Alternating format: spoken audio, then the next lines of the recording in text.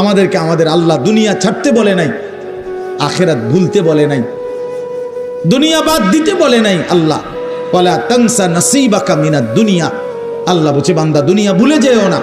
আমি বাজার, ব্যবসা, হাট ঘাট, চাকরি, ক্ষেত খামার, স্ত্রী, সন্তান, ঘর পরিবার, ঘুম, আহার, নিদ্রা, আমি কোনোটাই বাদ দিতে বলি নাই বান্দা, ছাড়তে বলি নাই।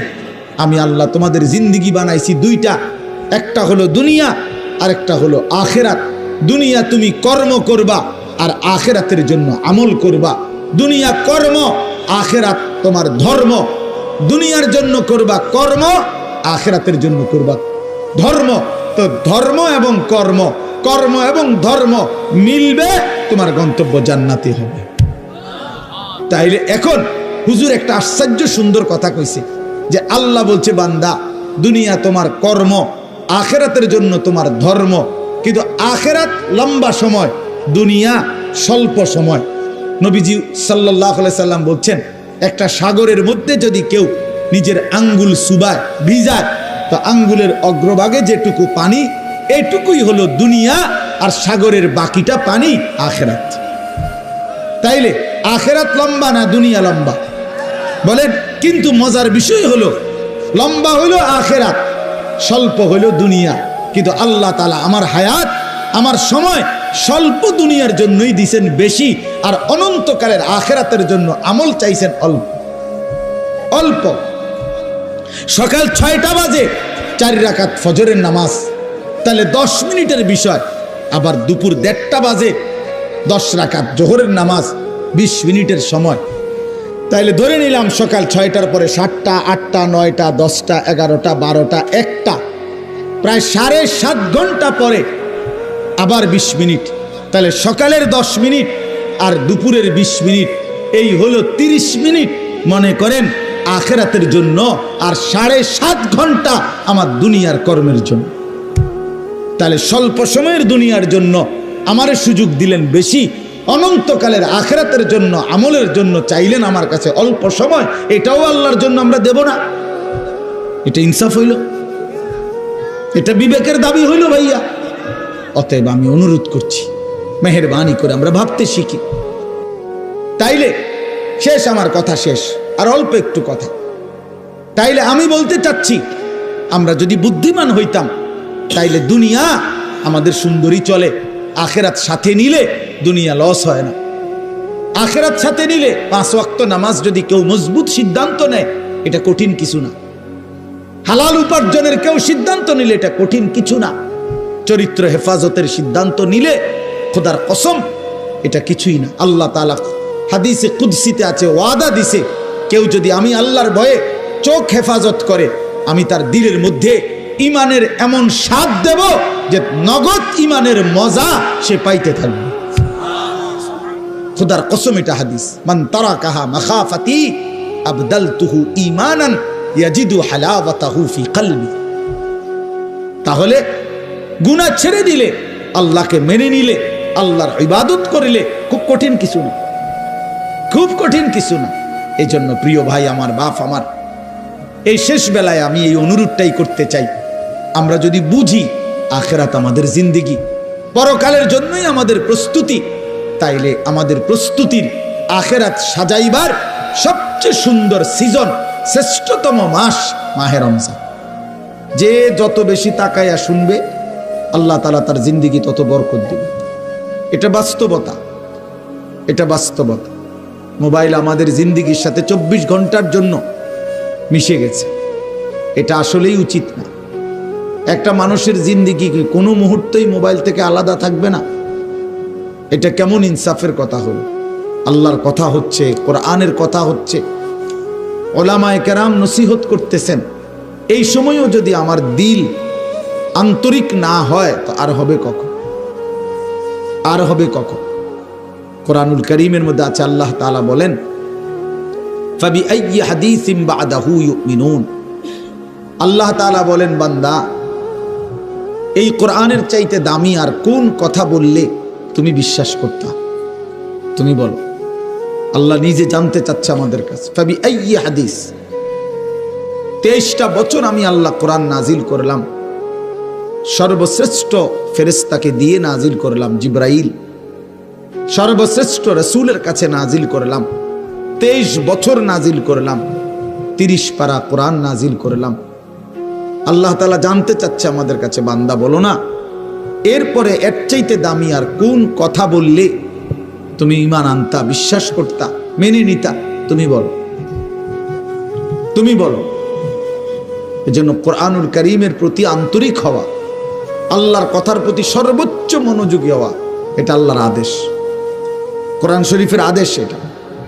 ওয়া ইদা কুরিআল কুরআনু ফাসতামিউ লাহু ওয়া আনসিতু লাআল্লাকুম তুরহামুন। আল্লাহ তাআলা কোরআনে বলছে, যখন কোরআন পড়া হয় তখন তোমরা ফাসতামিউ লাহু, মনোযোগ দিয়ে শোনো, এবং ওয়া আনসিতু, চুপ থাকো, লাআল্লাকুম তুরহামুন, অবশ্যই তোমাদের উপরে রহমত বর্ষিত হবে। তাইলে দোস্ত এটা জরুরি, একজনই শুনুক, আমার কোনো অসুবিধা নাই, কিন্তু মনোযোগ দিয়ে শুনুক। গাফেল কোনোদিন লাভবান হয় না। এ খামখেয়ালি করতেছে, কেন হাসে, কেন কাঁদে। এখন মনে করেন রাত 11টা বাজে, এখন এত রাত্রে বুট খাওয়ার কি যুক্তিকতা? না কথার কথা, ইনসাফ করে বলেন। ভাইয়া মস্কারি করো না, ভাবতে শেখো। একটা বিবেক কি বলে? রাত 11টা বাজে, এটা কি যৌক্তিকতা হইতে পারে?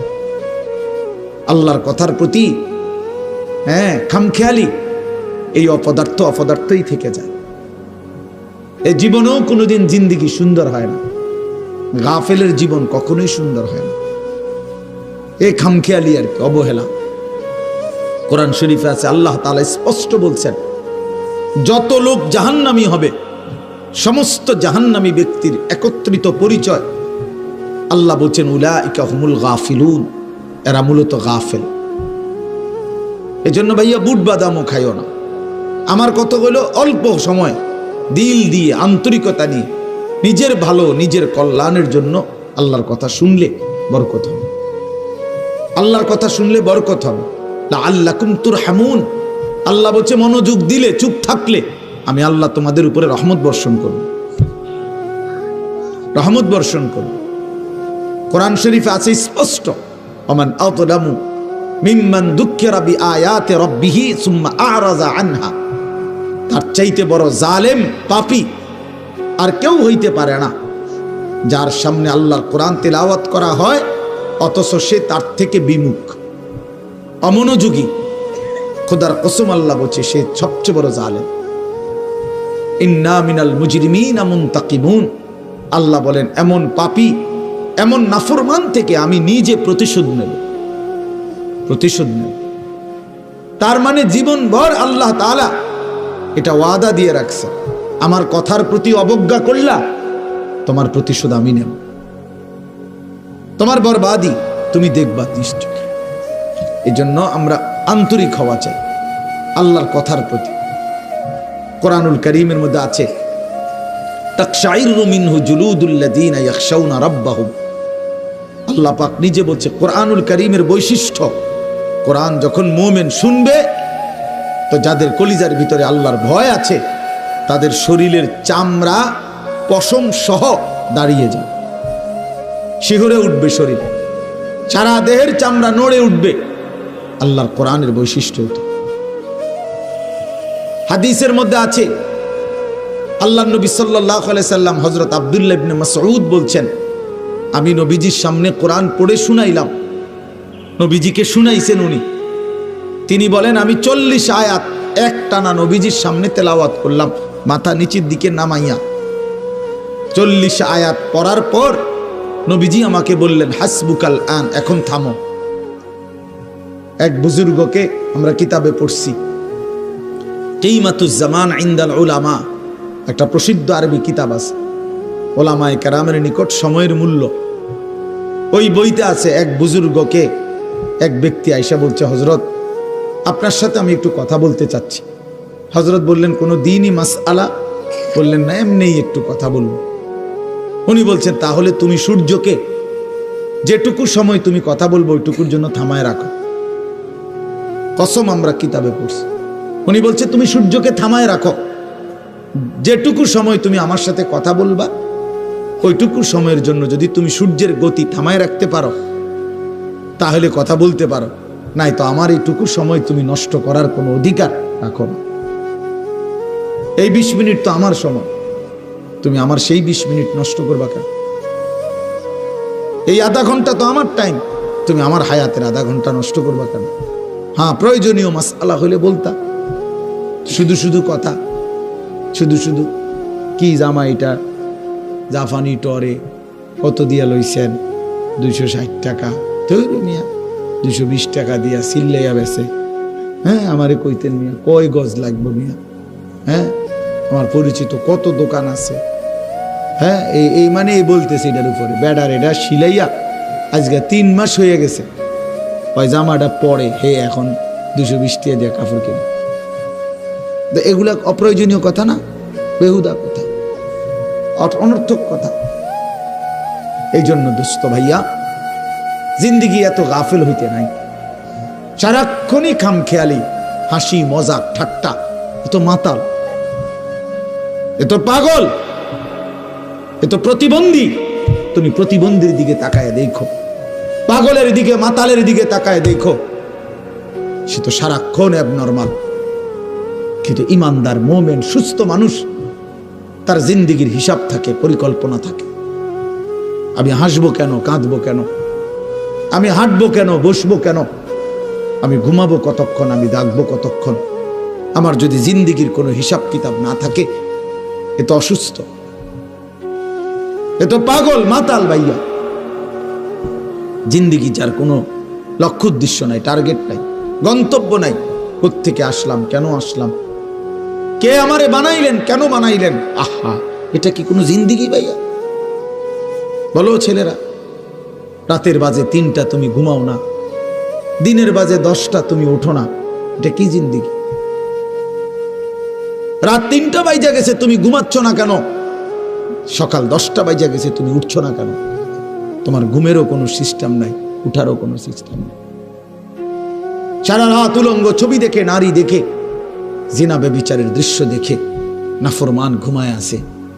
সকাল 10টা বাজে গেছে, উঠারও কোনো নাম নাই। আল্লাহ নবী সাল্লাল্লাহু আলাইহি ওয়াসাল্লাম বলছেন, খোদার কসম, নবীজি বলছেন যে ফজরের নামাজ পড়ে না সে খবিস।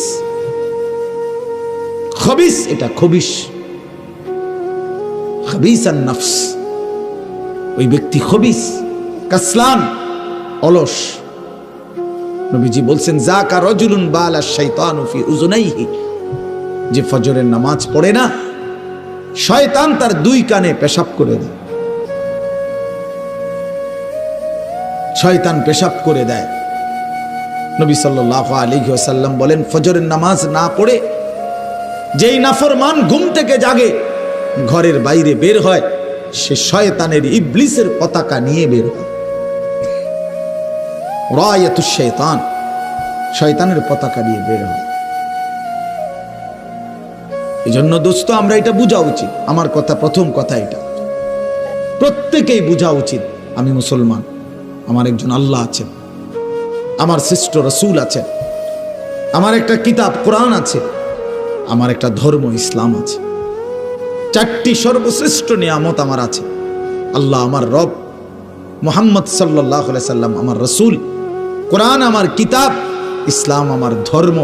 এই 4টি সর্বশ্রেষ্ঠ নিয়ামত থাকার পর আমি পথহারা হব কেন? তুমি চরিত্রহীন হবা কেন? তুমি দুশ্চরিত্র হবা কেন ভাইয়া? কিসের অভাবে নষ্ট হয়ে গেল? কিসের অভাবে?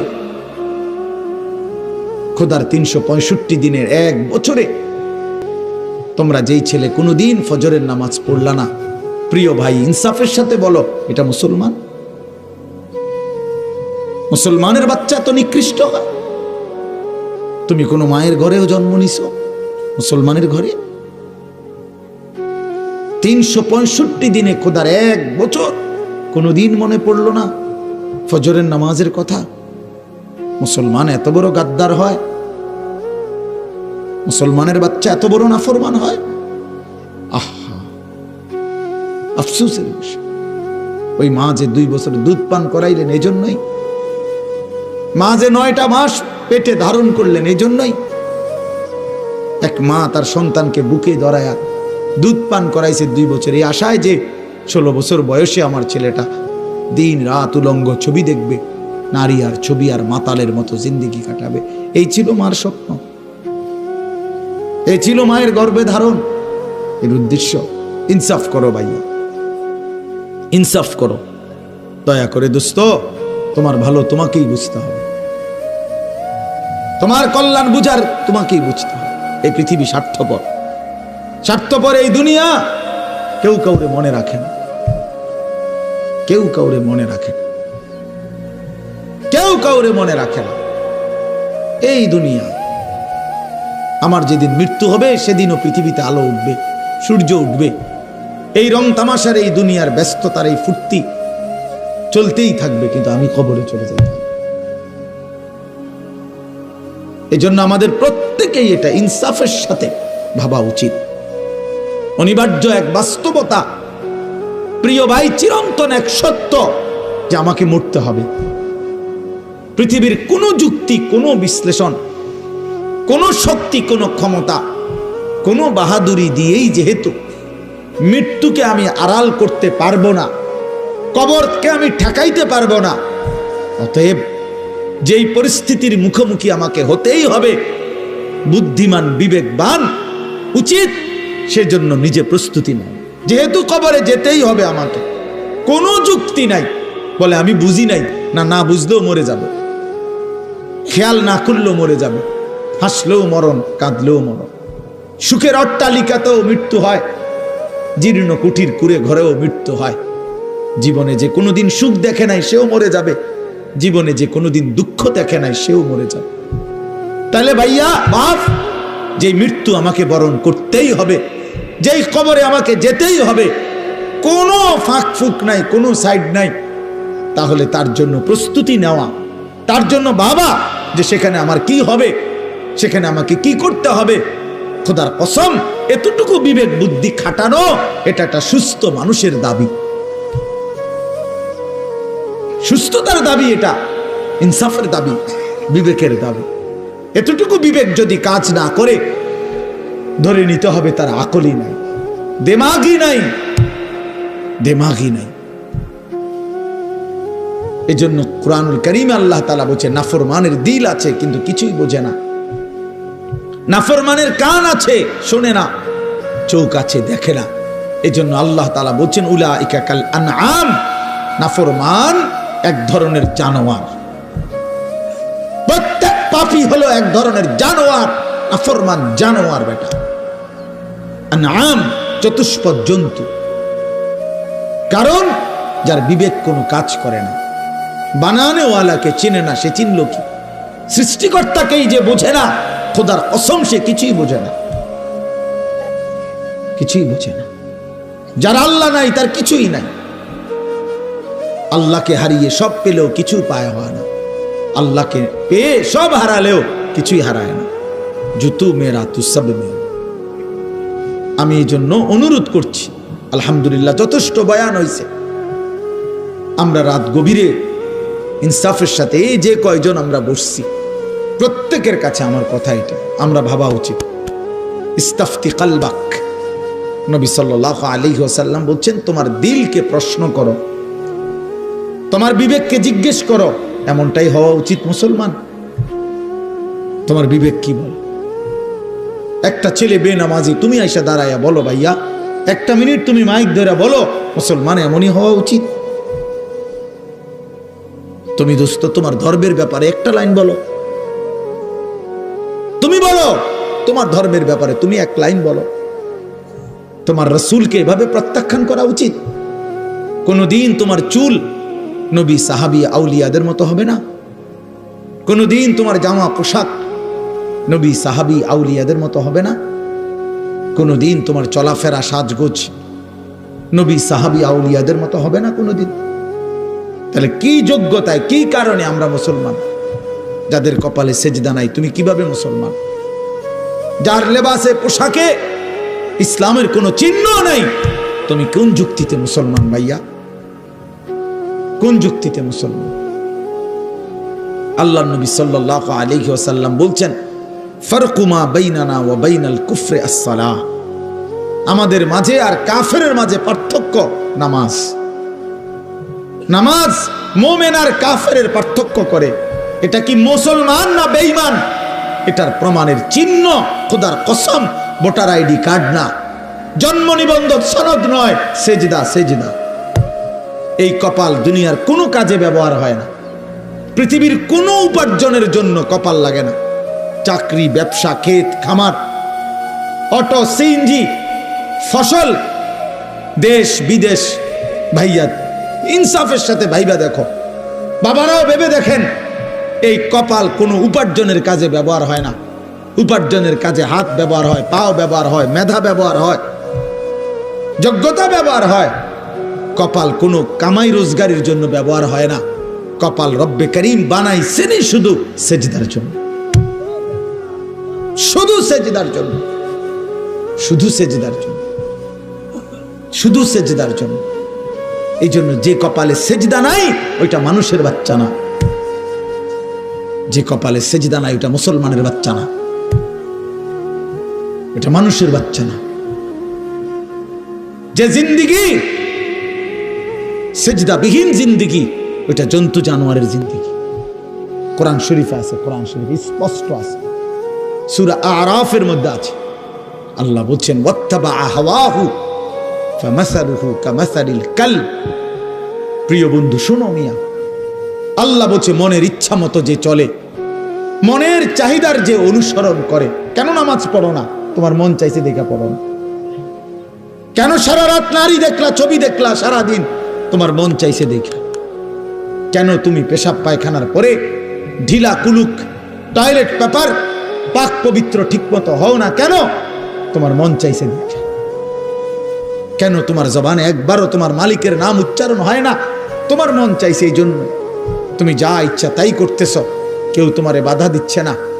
আল্লাহর কসম, আল্লাহ কোরআনে বলছে, এই যে মনের ইচ্ছা মতো যে চলে, ওয়াত্তাবা হাওয়াহু, যে তার মনের চাহিদার অনুসরণ করে, ফামাসালুহু কামাসালিল কালব, আল্লাহ বলে তার উদাহরণ হলো, তার দৃষ্টান্ত হলো কুত্তার মতো, কুত্তার মতো, কুত্তার মতো, কুত্তার মতো, কুত্তার মতো। এটা ওই জিন্দিগি কুত্তার জিন্দিগি, ওই জিন্দিগি কুত্তার জিন্দিগি, যে জিন্দিগিতে তার মালিকের গোলামি নাই। এই জন্য মনে রাখো, যাদের কপালে ছেলেরা সেজদা নাই, তোর জিন্দিগি কুত্তার জিন্দিগি, মনে রাখিস। আমার নাম মনে রাখিস, আমি বলছি, আমার নাম আনিসুর রহমান, আমার নাম মনে রেখো। ওই জীবন কুত্তার জীবন, যে জীবনে সেজদা নাই। ওই জিন্দিগি জানোয়ারের জীবন, যে জীবনে মালিকের গোলামি নাই, আল্লাহর নাফরমানি চেয়েছি। কেন সেজদা দিবা না? তুমি মানুষ না? তুমি জানোয়ার? তুমি কুকুর? তুমি বিড়াল? তুমি শূকর? তুমি সেজদা দিবা না কেন? তুমি এক পবিত্র মায়ের ঘরে জন্ম নিছ, তুমি এক ইমানদারের সন্তান, তুমি কেন সেজদা দিবা না? বলুন বাপ, আপনারা যারা বাবা আছেন, আপনাদের কাছে আপনারা বুঝাপড়া করেন। মুসলমান যদি হয়ে থাকেন, বুঝাপড়া করেন নিজের ছেলের ব্যাপারে। আরে ছেলের বিদেশ পরে বেটা, ছেলের দুনিয়া পরে, ছেলের ঘর বাড়ি বিল্ডিং সোফা ফার্নিচার পরে মিয়া, আগে ছেলের সাথে বোঝাপড়া করেন। তুই যদি মুসলমানের বাচ্চা হয়ে থাকস, কেন ফজরের নামাজ পড়বি না? আমি যদি তোর বাপ হয়ে থাকি, তুই যদি আমার সন্তান হও, তাহলে ইমানদারের সন্তান কেমনে বেনামাজি হয়? ইমানদারের মেয়ে কেমনে বেপর্দা হয়? ইমানদারের স্ত্রী কেমনে বেপর্দা হয়? ইমানদারের সন্তান কেন 24 ঘন্টা আল্লাহর নাফরমানি করবে? আপনি তারে আল্লাহ চিনাইতে পারলেন না, জীবনে কি চিনাইলেন? আপনি তাকে বানানে ওয়ালা চিনাইতে পারলেন না। আহা বন্ধু, করলেনটা কি? আহারে বাপ, কি করলেন আপনি? কার জন্য সোফা বানাইলেন? কার জন্য খাট বানাইলেন? আপনার বানানো খাটে আপনার অসভ্য সন্তান সারা রাত উলঙ্গ ছবি দেখে। আপনার বানানো সোফাতে বসে আপনার স্ত্রী ছেলে মেয়ে রঙিন সিনেমায় নর্তকীর নাচ দেখে টেলিভিশনে বসে বসে। সফলতা এটা? এটা সফলতা, এটা কামিয়াবি আপনার, এটা কামিয়াবি। তো কি বুঝাইতে চাইলেন? এর দুর্বিবেক নাই বাবার? এতটুকু বিবেক হবে না? কোরআন শরীফে আছে সূরা হুদের মধ্যে নূহ আলাইহিস সালাম ওনার বেঈমান সন্তানের জন্য যখন ডুবে যাচ্ছিল দোয়া করছিল, ইন্না ইবনি মিন আহলি, এই শব্দটা বলছিল নূহ নবী, আল্লাহ ওই যে ছেলেটা ডুবে যাচ্ছে এটা আমার পরিবার, আমার বংশধর, আমার সন্তান। এই কদ্দুর কথা শুধু কইছে, এক দূরে শুধু কইছে, আর কিচ্ছু বলে নাই যে আল্লাহ তারে মাফ করে দেন, তারে মুক্তি দিয়া দেন, তারে ডুবানির থেকে বাঁচায় দেন, কিচ্ছু কয় নাই। এই কথা এখানে শুধু কইছে, আল্লাহ ওই যে ছেলেটা আমার পরিবার, আমার সন্তান।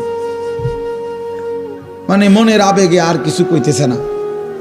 কোরআন শরীফে আছে আল্লাহ তাআলা কোরআনের আয়াত নাজিল করছে, আল্লাহ ওয়াহি নাজিল করছে, ইয়া নূহ, হে নূহ, ইন্নাহু লাইসা মিন আহলিক, সাবধান ওটা তোমার সন্তান না। সরাসরি কোরআন শরীফ, এটা তোমার সন্তান নয়। ইন্নাহু আমালুন গায়রু সালিহ, এটা বেআমল, গায়রু সালেহ। আমলে সালেহকে কি বলে? নেক আমল বলে। তাহলে আমলে গায়রে সালেহ এটাতে কি বলে? বদ আমল। এটা আপনারা বুঝছেন না কথা? এটা সহজ কথা। আল্লাহ বলছে ও বদ আমল, ও নাফরমান, অতএব ও আপনার সন্তান না। এজন্য আমি পরিষ্কার ছেলেদেরকে বলি, বাবা তোরা যারা বেনামাজি, তুই মুসলমানের সন্তান না। মনে রাখিস বেটা, তুই লাওয়ারিস, তুই বেওয়ারিস, তোর কোনো মা নাই, তোর কোনো বাবা নাই, তোর কোনো পিতৃ পরিচয় নাই। মোবাইলের ওই নর্তকী তোর পরিচয়, মোবাইলের ওই উলঙ্গ নারী তোর পরিচয় হইতে পারে।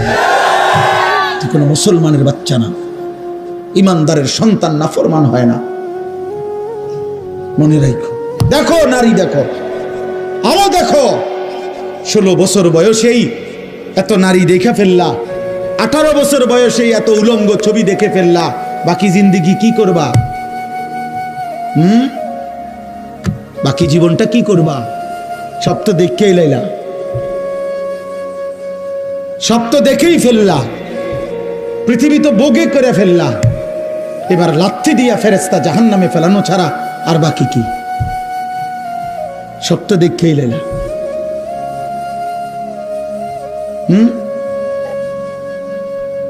হালাল স্ত্রীর ভালোবাসা তো আর মিলবে না, পবিত্র স্ত্রী তো আর মিলবে না। আল্লাহ কোরআনে ওয়াদা দিছে, যেই পুরুষ খবিস, অসৎ চরিত্রের, আল্লাহর ওয়াদা তার স্ত্রীও মিলবে খবিস। কি আয়াত? আল খাবিসাতু লিল খাবিসিন ওয়াল খাবিসুনা লিল খাবিসাত। সরাসরি কোরআন শরীফের আয়াত। বন্ধু মনে রাখো, আমি ডেইলি বলি, রাস্তার বেডি আর মোবাইলের বেডি আর বাস্তবতার বিবি এক কথা না। রাস্তার নারী 2 নম্বর হইলে তোমার সমস্যা নাই, মোবাইলের নর্তকী 3 নম্বর হইলেও তোমার সমস্যা নাই। কিন্তু তোমার বউ যদি 2 নম্বর হয়, চরিত্রহীন হয়, তুমি বুঝবা দুনিয়া কারে বলে। তোমার হায়াতই তখন হয়ে যাবে জাহান্নামের টুকরা। এজন্য প্রিয় সন্তান মনে রাখো, এত অল্প বয়সে এত নষ্ট হইও না, এত কম বয়সে এত চরিত্রহীন হইও না, এত চালাক ভাইব না নিজেরে, এত চালাক ভাইব না, এত বুদ্ধিমান মনে করো না। তোমরা অনেক চালাক মনে করতেছো নিজেরে। কেন?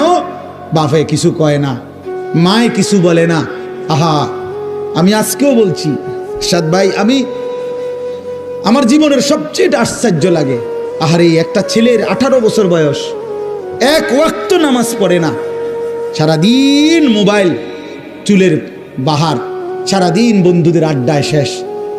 একটা মা, আপন মা, বাপ, আত্মীয় স্বজন, পাড়া পড়শি, কেউ তারে কদ্দুর ডাকে না। কিরে বাবা, একটা ছেলে ভাইবো ভাইয়া, তোমারে শুধু বলি, তুমি একটাবার ইনসাফের সাথে ভেবে দেখো, তুমি প্রতিনিয়ত গুনাহ আর অশ্লীলতার মধ্যে ডুবে যাচ্ছ, কিন্তু কেউ তোমারে কদ্দুর ডাকেও না। কিরে বাবা, তুই এরম করস কা? আহারে, তোর কি আল্লাহ নাই, আখিরাত নাই? তোর কি বাবা কবর নাই? কেউ তারে কদ্দুর মনে করায় না। এমন অভিশপ্ত হলো কেন? ইনসাফ কি বল, মানে ওরে কেউ ডাকে না কা, আপন মাও আপন সন্তানকে ডাকে না, বাবাও ডাকতেছে না, কেউ তারে ফিরাচ্ছে না। তোমারে সবাই ছেড়ে দিছে কেন বাবা? এর মূল কারণ মনে রাখেন, ছেলেরা বাপ মনে রাখো, যার উপরে আল্লাহর লানত পড়ে, খুদার লানত, তারে গোটা সৃষ্টি ঘৃণা করে, তোমারে আর কেউ পছন্দ করে না, এই জন্য কেউ তোমারে আর ডাকে না। আমি যদি যদি আমার ছোট ভাই হয়, আমি যদি তারে তার অন্যায়ের কারণে ডাইকা আনে থাপ্পড় দেই, মারি, শাসন করি, এটা তার জন্য কল্যাণ, কারণ আমি তারে ফিরাই আনলাম। আরেক হইলো আমি তার সাথে এতটা রাগ করলাম যে যা, তোর যেটা মনে কর তুই এটা কর, ফিসা দিয়া ফির তোর কপালে তুই যা, আমি তোরে কোনোদিন ডাকবো না, বলবো না, ছুঁইবো না, যা মন চায় তুই যা কর। তোর বাহ্যিক দৃষ্টিতে তো মনে হবে তারে মারি নাই, থাপ্পড় দেই নাই, কিন্তু তার তো অনন্তকালটা শেষ, তার ভবিষ্যৎটা শেষ, তার লাইফটা তো শেষ। তার চাইতে ভালো ছিল তারে মারা, কিল কনি ঘুষি দিয়া হইল ফিরাইয়া আনা, এটা উত্তম ছিল না? এই জন্য তোমারে ফিরাবে না কেন? তোমরা যারা সারা দিন রাত এক ওয়াক্ত নামাজ পড়ো না, কোনোভাবেই আল্লাহ আখিরাত পরকালের কিছুই বুঝো না, এমন অভিশপ্ত, মাত্র 18 বছর বয়সে খোদার গজব